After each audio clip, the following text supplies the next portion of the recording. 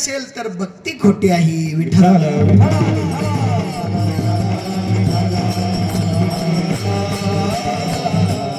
पण आमच्या सारख्या लबाडांनी बाजार भरून ठेवला।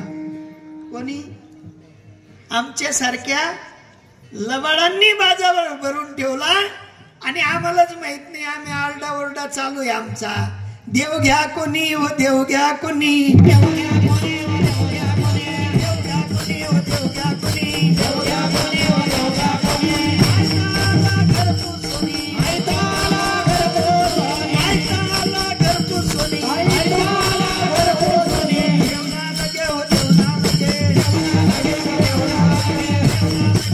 देवना लगे, देवना लगे हो देवना लगे। सातवणीचे रुसले लागे, सातवणीचे रुसले लागे, सातवणीचे रुसले लागे, सातवणीचे रुसले लागे। देव घ्या कोणी हो देव घ्या कोणी, देव घ्या कोणी हो देव घ्या कोणी, देव घ्या कोणी हो देव घ्या कोणी, देव घ्या कोणी हो देव घ्या कोणी। ज्यांच्याकडे देव होता ते देव घेऊन आले, पण ज्यांच्याकडे देव नाही तेही देव वाटायला आले। कधी फायदा होईल? आमचं साधूंचं ब्रीद आम्हाला कळलं तर देव कळेल, साधूंचं ब्रीद नाही कळलं तर 1756 पिढ्या गेल्या तरी देव कळायचा नाही विठ्ठल।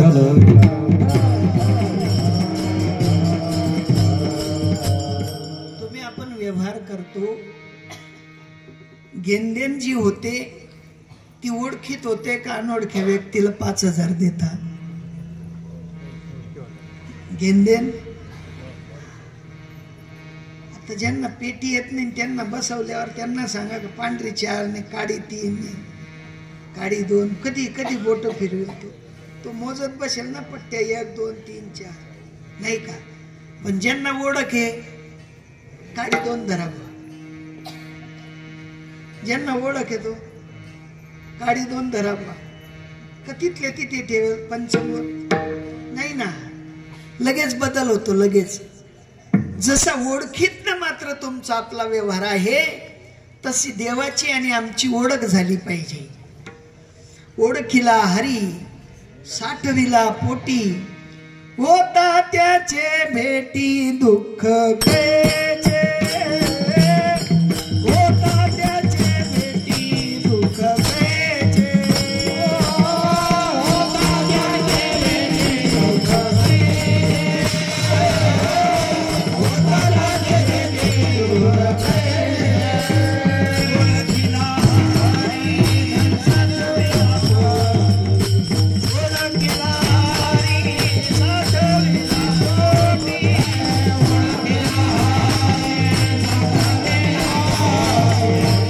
ओळखीला हरी साठविला पोटी, होता त्याचे भेटी दुःख पेचे, होता त्याचे भेटी दुःख पेचे, होता त्याचे भेटी दुःख पेचे, होता त्याचे भेटी दुःख पेचे।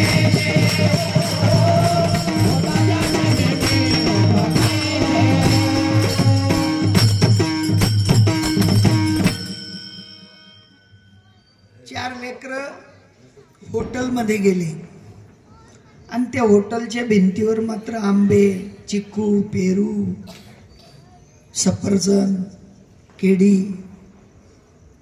अनंत प्रकारची फळे चित्रवलेली होती। आता त्या लेकरांनी म्हटलं लय खुश लय खुश, आता काही चिंता नाही, पोट भरलं बा। पोट पाहून का खाऊन? आमचं काय, आमचं पाहून चालू आहे, काही नाही पाहू, देव देव करायचं, पाहू, पाहून चालणार नाही। ज्याप्रमाणे चित्रीव फडाने पोट भरत नाही तद्वत चित्रीव भक्तीने तुमची आपली भक्ती खरी ठरत नाही। चित्रीव भक्ती जशी कामी लागत नाही तसं चित्रीव देव सुद्धा तुमच्या कारणी लागणार नाही। कारण संतांचं सूत्र आहे, ते म्हणतात ओळखीला हरी साठविला पोटी, होता त्याचे भेटी दुःख कैचे। सोपं सांगतो, एक जत्रा होती भरलेली दाजीबा, आणि त्या जत्रेमध्ये बोर्ड मारून ठेवलेलं होतं, 1 रुपयात पोटभर गाजर हलवा. किती रुपयात? आणि त्या 1 रुपयात पोटभर गाजर हलवाच्या दुकानात एक जण शिरलं, काउंटरवर 1 रुपया दिला आणि पडद्याआड पडदा, पडद्याआड पडदा, पडद्याआड पडदा. प्रत्येक ठिकाणी गाईडलाईनसाठी माणूस होता. इकडून जा 2 पाऊल पुढे, तिकडून जा 3 पाऊल पुढे, तिकडून जा 4 पाऊल पुढे. आणि नेलं. शेवटच्या कप्प्यात तो माणूस गेला आणि तिथे मात्र एक जण उभा होता आणि त्याने सांगितलं, या दोरीकडे पहा आणि हलवा म्हणले. काय? त्या दोरीला गाजर बांधलेले होते. काय बांधलेले होते? म्हणे पोटभर हलवा. काय हलवा? आता मग त्याने सावध झाला ना, त्याला माहिती पडलं की नाही इथे खायला नाही, हलवायला गाजर आहे, नाही का? तो परत आला, कप्प्यातनं बाहेर निघाला. त्याचा रस्ता मात्र पलीकडे होता. पलीकडून परत मेन गेटकडे आला आणि मेन गेटकडे आल्यानंतर लाईन पाहिली. माझ्या मागे किती फसतात, प्रत्येकाला पाहायचा आणि असा हसायचा, आतल्या आत हसायचा. तिकडून आला की मग विचारायचा, काय झालं? अरे तू फसला अगोदर. प्रत्येकाला पाहायचा आणि प्रत्येकाला विचारायचा, काय झालं? 1 रुपयात पोटभर.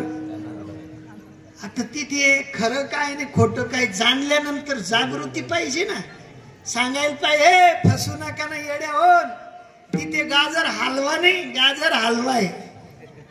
गाजर हलवा नाही, गाजर हलवा आहे. फसू नका, फसू नका सांगायला पाहिजे ना. ज्ञानोबरायांनी सांगितलं, जाणतेत का नेमते तुम्ही? जाणत्यांनी काय करायला पाहिजे? जाणतेने गुरु भजीचे.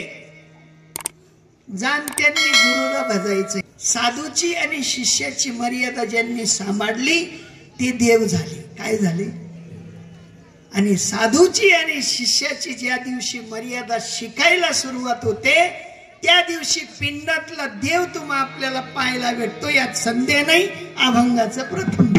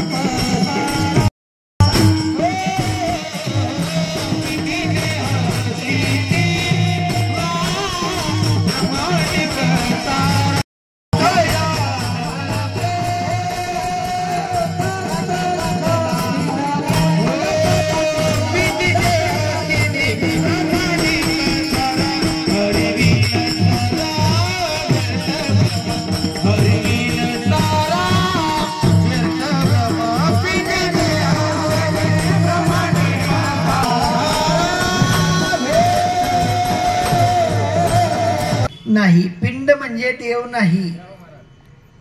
पिंड या ब्रह्मांडाचा जो पसारा आहे तो सुद्धा दृश्यातला आहे, पण त्याच्यात असलेला हरी जर का जाणला नाही, जाणला गेला नाही, सद्गुरूंच्या मार्फत त्याची ओळख जर का झाली नाही तर सगळा व्यर्थ भ्रम आहे.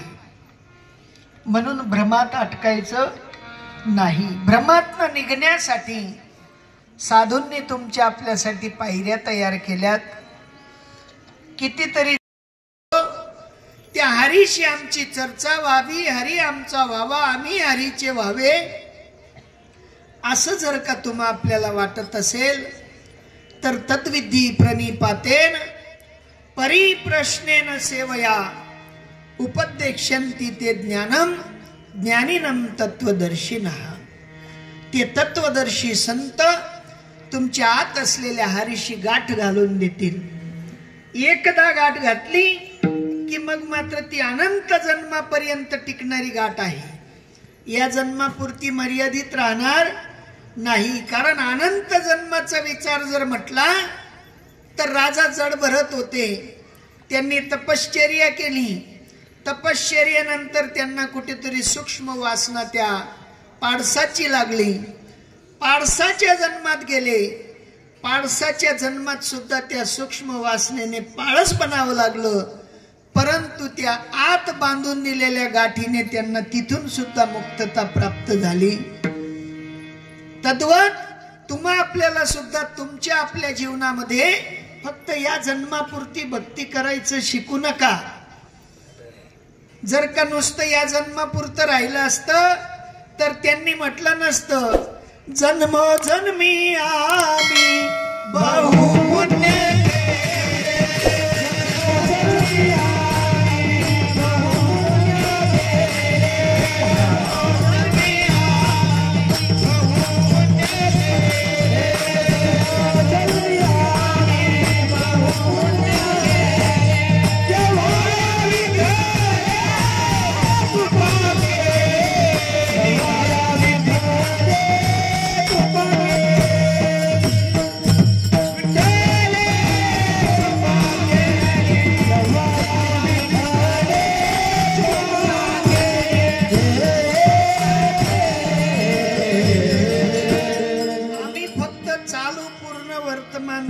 विचार करतो.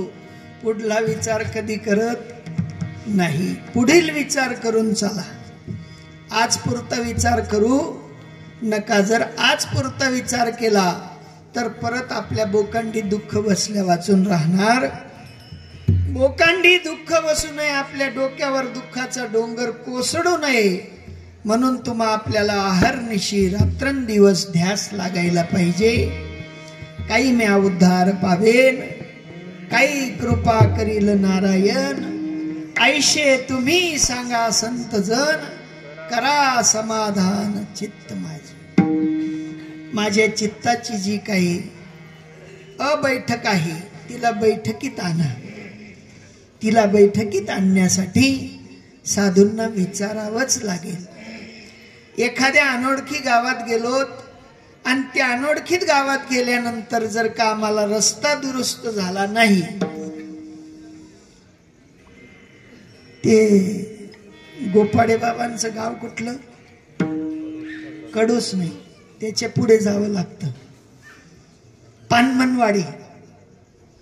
आम्ही पानमनवाडीत गेलो पण विचारलं नाही दाजी. परत शेताच्या रस्त्याने निघून गेलो पुढे. अर्धा नवा रस्ता दिसला, म्हटलं अजून पुढेचे. गेलो ना फसून. आता विचारलं असतं तर फसलो असतो का? आमची विचारायची काही गरज नाही बा. आम्हाला सगळं कळतं, आम्हाला सगळं समजतं. आम्ही आलेलो आहे, 2 गाड्या घेऊन आलो आहेत म्हटलं, आम्हाला माहिती.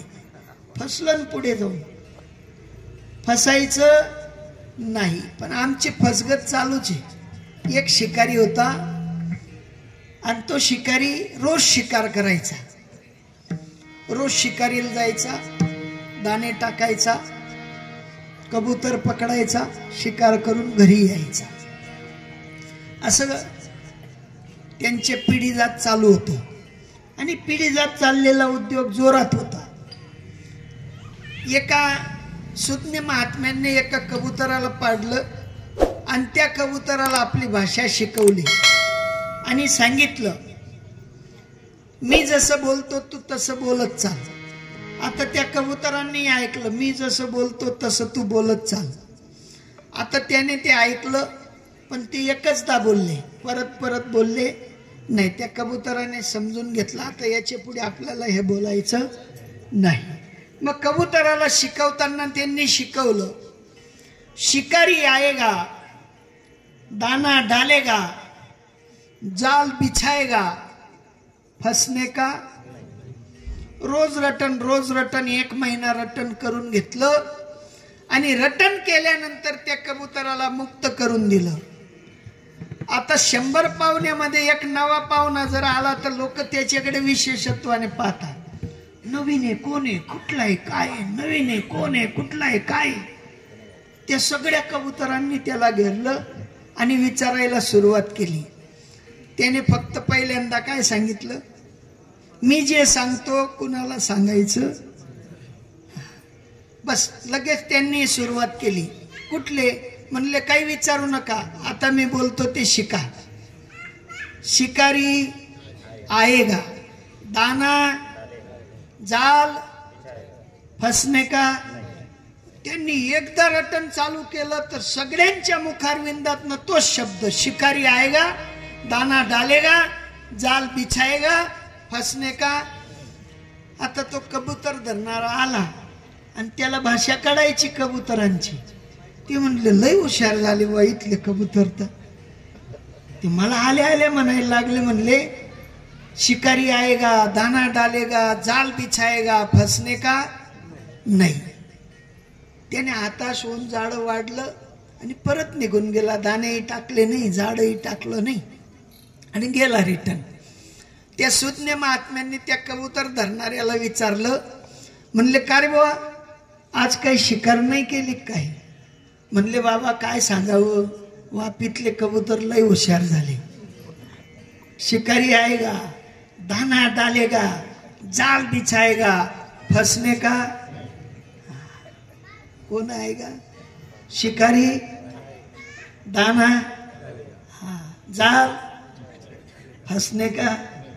बाबा आएगा, कुछ तो भी बताएगा, सुन लेने का, छोड़ देने का, फंसने का. बाबा आएगा, कुछ तो भी बताएगा, रात को सुन लेने का, सुबह छोड़ देने का, सुनने का. म्हणले, येड्या तू दाणे टाकून पाहिले का. म्हणले, नाही. आता एवढे हुशार झाले म्हणे, आता काय दाणे टाकायची गरज आहे, सगळ्यांना ब्रह्मज्ञान झालं म्हणे त्यांना. आता दाना टाकायची आता गरज शिल्लक राहिली म्हणे, टाकून तर पाहिले असते. म्हणले, मी तसं गरजेचं समजलं नाही, टाकून पहा आणि मग मला सांग. दाणे टाकले. दाणे टाकता टाकता त्यांचा मंत्र चालू का बंद. दाणे खाता खाता म्हणायचे, शिकारी आएगा, दाना डालेगा, जाल बिछाएगा, फसने का. जाळ टाकलं, जाड्यात फसले. जाड्यात फसल्यावर बी त्यांचं ते चालूच, शिकारी आएगा, दाना डालेगा, जाल बिछाएगा, फसने का. कुठे ते, अरे जाड्यात येत ना, तरी त्यांचं चालू, शिकारी, दाना, जाल, फसने का, चालूच चालूच. घरी आणलं, विकून टाकले, पिंजऱ्यात ठेवले तरी चालू. तसं आमचंही चालूच आहे. संसार सोडायची तयारी नाही. इतके फसलो. अगोदर लहानपणी गुडघ्याबरोबर फसलो. गाडी माझी, ट्रॅक्टर माझं, हेलिकॉप्टर माझं, विमान माझं, चेंडू माझा, बॅट माझी, गुडघ्यापर्यंत. थोडे मोठे झालो, शाळा माझी, पुस्तक माझं, पेन माझं, इथपर्यंत फसलो. अजून थोडे मोठे झालो, बायको माझी, सासरवळ माझं, सासू माझी, सासरा माझा, साला माझा, इथपर्यंत फसला. आता ती गचकांडी द्यायला लागली. कोण, बायको. अनुभव झाला बघ. ती म्हणते, आणा काही बी आणा. घर माझं, बायको, मुलगा माझा, गोकांडी बसले तरी. शिकारी, दाना, जाल, संसार आएगा, गोकांडी बैठेगा. पण फसल्या वाचून राहणे का. उलटे हो, गणित उलटे. साधू म्हणतात फसू नका. जा जा जा तुम्ही झटकारे, जा जा